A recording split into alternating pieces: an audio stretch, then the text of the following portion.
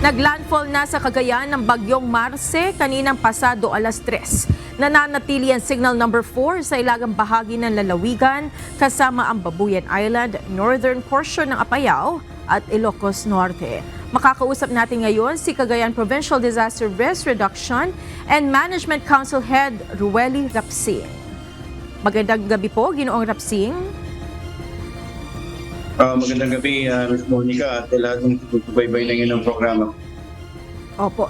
Kumusta na po kayo ngayon dyan sa Cagayan at kumusta po ang ginagawang paghahanda ng lalawigan? Yes, Monica, right now we're experiencing gustiness of more than 180 km per hour with moderate to heavy to intense rains. So, Monica, ano? And yun nga, kanina sa landfall, makikita mo na marami mga debris, mga nililipat doon sa may Santa Ana. The same with dito sa part ng Gonzaga, ganun din. Now, si Marce ay patungo na doon sa Apari, and ang next landfall po nito is Sanchez Mira Municipality. Somehow, sa panawagan natin ng evacuation efforts ng municipalities, out of 29, 21 yung nag-report ng kanilang evacuation efforts. And umabot tayo ng more than 20,000 individuals sa evacuation centers natin for more than 6,000 families dito sa 200 barangays, Ms. Monica. Mm-hmm. Sa ngayon ba, sir, ay wala naman pong naiulat na casualties or may mga hinahanap po ba tayong mga individual? As to damages, casualties, wala pang reported yung ating mga MDRMOs, Monica, ano? Since kasagsagan pa ng bagyo, nasa monitoring and response po yung ating mga MDRMOs. Hindi pa sila makapagpato sa akin ng mga as to estimates on damages and casualties. Mm-hmm. Sir Rapsing, sunod-sunod po yung pagtama ng bagyo at halos lahat ng ito ay naapektuhan po kayo. Same areas po ba itong mga tinamaan at kumusta naman po yung ating mga kababayan dito sa mga lugar na ito? Sir Rapsing. Yeah, hindi naman actually same areas, Ms. Monica, no? This one kay Marce, ito yung mga coastal municipalities ang mas binigyan natin ng pansin dahil dito covers sa Babuyan Channel si Bagyong Marce.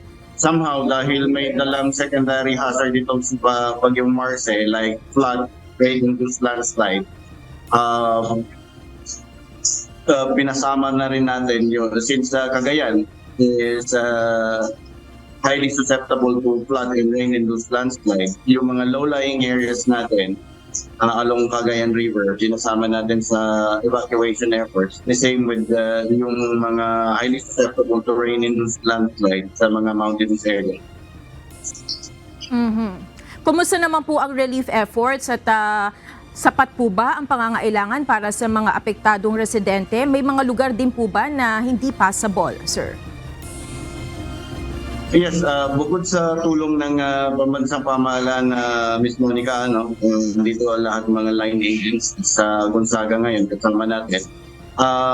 Last Monday kasi nagpatawag tayo ng PIDRA ng lahat ng mga MDRMOs at nagpa-inventory tayo doon sa kanilang stockpile. The same assessment as well sa mga evacuation centers nila to be safe and also the procedures of their evacuation. Somehow wala na mga barangay or local government asking for any augmentation to replenish their stockpile. So I would say kaya pang i-absorb ng barangay and local government natin. Buo ba yung stockpile natin sa provincial government? Bago po namin kayo pakawalan, bibigay namin sa inyo pagkakataon. Baka mayroon po kayong mensahe para sa inyong mga kababayan. Go ahead, Sir Rapsing. Yes, sa mga kababayan po natin na nasa labas po ng lalawigan, kayo ay nasa Metro Manila o sa ibang probinsya at nag-aalala sa inyong mga kamag-anak dito sa Cagayan, huwag po kayong mag-alala. ng inyo pong mga lokal na gobyerno at maging ang pamahalaan ng lalawigan ay nakahanda po para harapin itong sama ng panahon na kinakaharap po natin. At sa mga kababayan po natin na buong pagpapasensya, kayo po'y dinala natin sa mas ligtas na lugar. Huwag kayong mag-alala, lahat po ng mga pangangailangan ninyo, ang inyong lokal na gobyerno po ay tutugon sa inyong mga pangangailangan. Maraming salamat sa inyong oras at mag-ingat po kayo, Ginoong Rueli Rapsing, ang head ng Cagayan PDRRMC. Maraming salamat sa inyo at sa lahat ng taga-subaybay.